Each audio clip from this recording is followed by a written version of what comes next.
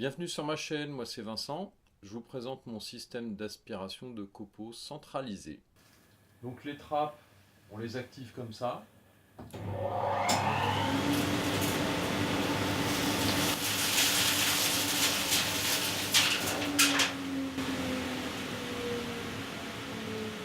Voilà. Donc c'est assez facile à fabriquer, même quand on n'a pas trop de connaissances en électronique, et je vais vous montrer comment procéder. Donc voici les trappes. Donc c'est simplement deux tranches de pain et une tranche ici au milieu de lame de parquet. Enfin c'est des chutes, hein. Voilà, donc ça peut s'enlever. Donc sur le côté, ici on voit au milieu, il y a un petit aimant posé sur une petite pièce de métal.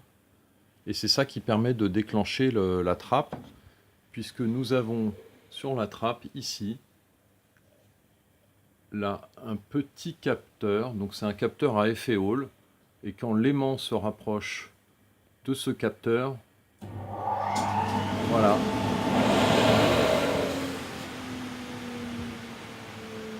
un signal est envoyé dans un câble.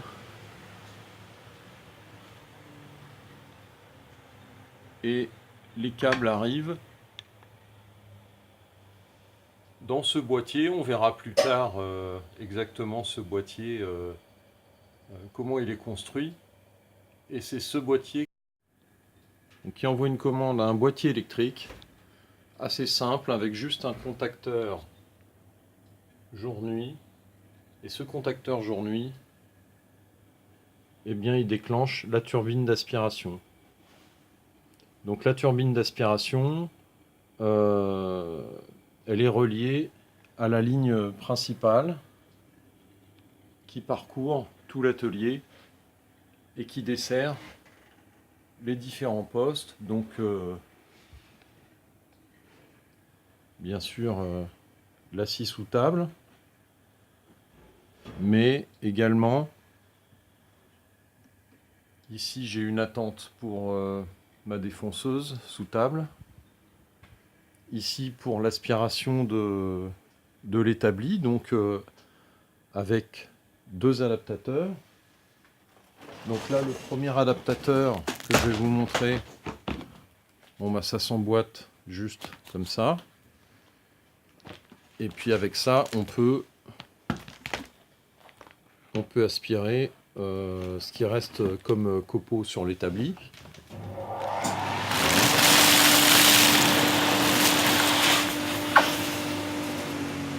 Voilà, et puis une autre trappe pour l'acier en onglet, donc qui fonctionne de la même manière. L'avantage, c'est qu'on n'a pas besoin de courir à droite et à gauche dans l'atelier pour aller éteindre ou allumer l'aspirateur de copeaux, et puis on ne cherche pas la télécommande si on l'a égaré. Là, la télécommande, en fait, c'est la trappe. C'est ça le principe.